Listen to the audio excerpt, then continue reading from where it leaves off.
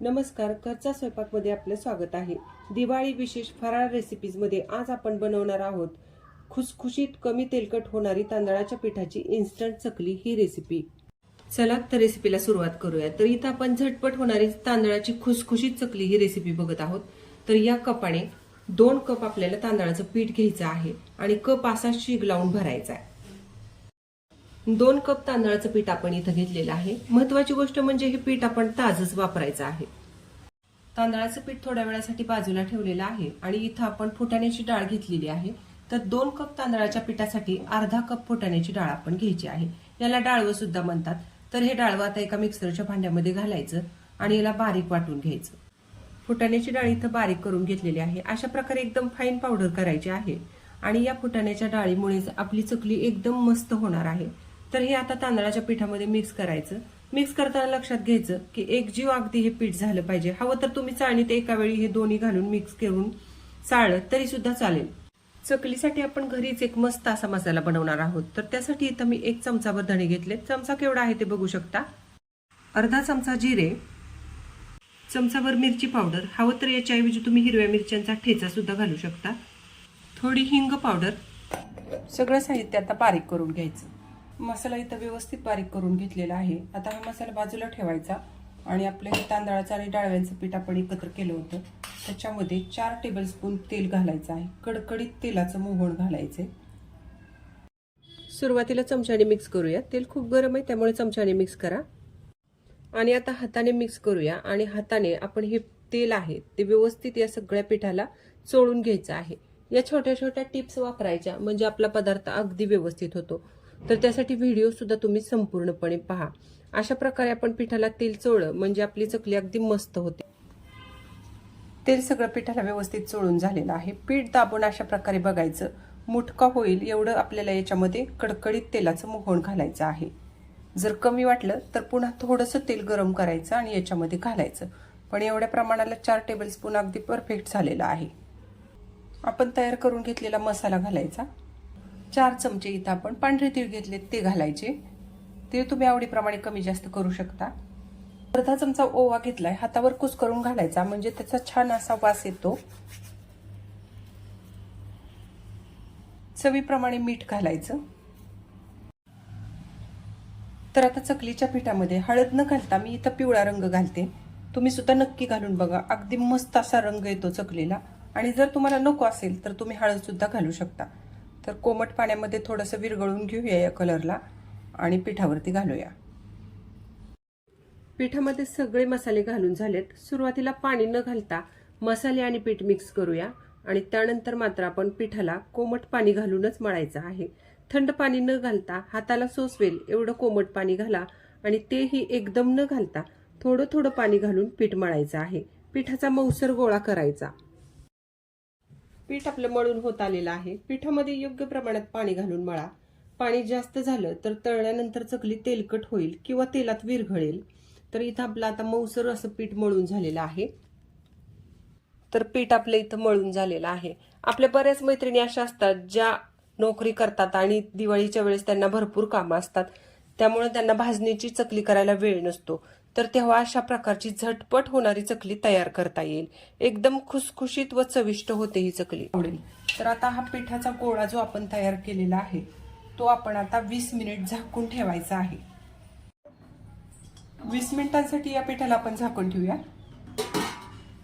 पीठ रेस्ट करायला ठेवलंय आपण, त्याला 20 मिनिट झालेत। तर आता काय करूया, पहिल्यांदा एक सोऱ्या घेतलाय, हातावर थोडंसं तेल घेतले। सोऱ्याला आतल्या बाजूने तेल लावून घेऊया आपण म्हणजे पीठ खूप जास्त सोऱ्याला चिकटणार नाही।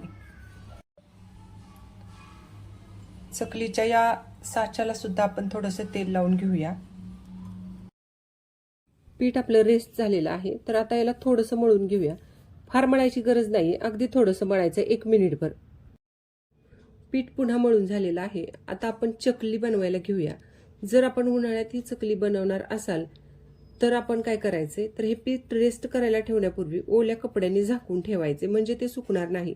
पिठाचा अशा प्रकारे लांबट गोळा करायचा आणि आपण घेतलेल्या सोऱ्यामध्ये घालायचा। तर पीठ सोऱ्यामध्ये भरताना दाबून भरायचं म्हणजे हवा राहणार नाही आणि चकली तुटणार नाही। बघा आता चकली एकसारखी व्हावी, एकसारख्या आकारात आपण केली तर सुबक दिसते। म्हणून मी इथे 4 डिशेस घेतलेल्या आहेत आणि त्याच्या पाठीमागच्या बाजूला अगदी थोडंसं तेल लावून घेतलंय. तर त्याच्यावरच आता आपण ही चकली करायची आहे, म्हणजे आपली चकली अगदी एकसारखी होईल.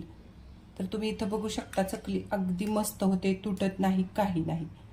तर अशा प्रकारे आपण काय करायचंय, तर या डिशेसवरती आपण ही चकली घालून घ्यायची आहे, म्हणजे आपल्या चकल्या एकसारख्या आकारात येतील. आणि हे टोक व्यवस्थित जुळवून घ्यायचं याचं. तर चकल्या इथं बनवून झालेल्या आहेत आणि तेल सुद्धा मी अगोदरच गरम करायला ठेवलं होतं. तर चकल्या एकदम मस्त झाल्यात, तुटल्या नाहीत, म्हणजेच आपलं पीठ अगदी व्यवस्थित मळलं गेलंय. तर तुम्हाला पाण्याचा अंदाज यावा म्हणून सांगते, आपण 2 कप तांदळाचं पीठ आणि अर्धा कप डाळव्यांचं पीठ घेतलं होतं. तर ते मळायला मला 1.5 कप पाणी लागलेलं आहे. तेल योग्य प्रमाणात गरम झाले की नाही ते चेक करूया. तर तेल गरम झाले की नाही ते चेक करण्यासाठी याच्यामध्ये पिठाचा एक तुकडा टाकते. जर तो पटकन वर आला न जळता तर समजायचं तेल योग्य प्रमाणात गरम झालेलं आहे. तर बघू शकता तुम्ही, पटकन तो तुकडा न करपता वरती आलेला आहे, म्हणजेच आपलं तेल गरम झालेलं आहे. तर मध्यम आचेवरती आपण हे चकल्या तळून घ्यायच्या आहेत. तेल कमी गरम असेल तर चकली तेलात विरघळेल आणि जास्त गरम असेल तर करपेल, म्हणून आपल्याला तेल योग्य प्रमाणात गरम करून घ्यायचंय. तर आता आपण या चकल्या मध्यम आचेवरती तेलामध्ये तळून घ्यायच्या आहेत. तर पहिल्यांदा आपण या चकल्या तेलामध्ये सोडूया. तर चकली तेलात सोडायला सुद्धा अवघड नाहीये, कारण आपण या डिशवरती चकल्या घातलेल्या आहेत. डिश अशा प्रकारे हातावर उलटी करून घेतली की लगेच चकली बाजूला निघते. चकली तेलात घातल्यानंतर अशा प्रकारे याला खूप बुडबुडे येतात. लगेच चकली तेलात घातली की त्याला झारा लावायचा नाहीये, तर थोडा वेळ जाऊ द्यायचा आहे. मग ती कडक होईल आणि त्याच्यानंतर आपण मग ही उलटून घ्यायची आहे. लगेच जर आपण याला झारा लावला तर मध्येच तुटेल. तेल चांगलं गरम झालं की चकली मस्त तळली जाते. आता 1 मिनिट झालेला आहे. तर 1 मिनिटभर याला पहिल्यांदा घातल्यापासून असंच ठेवायचं आणि त्याच्यानंतर उलटून घ्यायच्या आहेत. तर चकल्या बघू शकता तुम्ही किती मस्त झालेल्या आहेत, अगदी खुसखुशीत चकल्या होतात ह्या. तर ही रेसिपी नक्की ट्राय करा. चकली आपली इथं तळून झालेली आहे, अगदी मस्त असा कलर आलेला आहे. ही चकली लवकर तळली जाते, त्यामुळे जास्त वेळ तेलामध्ये ठेवायची नाही, नाहीतर काळपट पडण्याची शक्यता असते. तर तुम्ही इथं बघू शकता अगदी सुबक आकारातल्या मस्त अशा चकल्या आपल्या इथं तयार झालेल्या आहेत.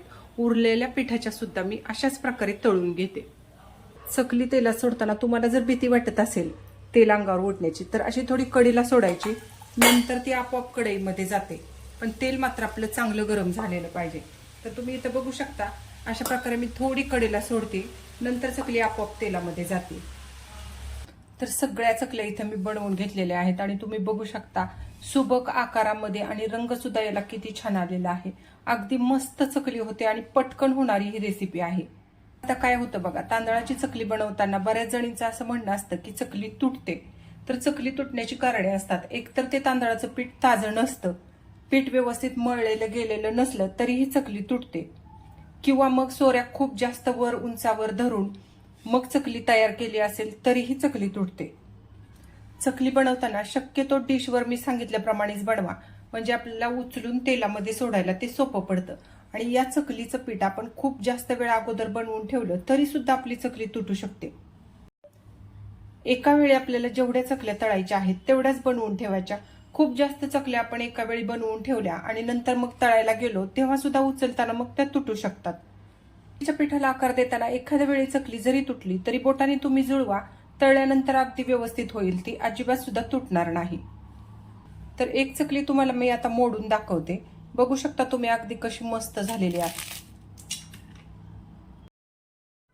अशा प्रकारे कमी तेलकट होणारी शिवाय खुसखुशीत अशी तांदळाच्या पिठाची चकली तयार आहे. चकली परफेक्ट व्हावी याकरता मी तुम्हाला खूप साऱ्या टिप्स आणि ट्रिक्स सांगितलेल्या आहेत, त्या फॉलो करा. तुमच्या सुद्धा चकल्या अगदी मस्त होतील.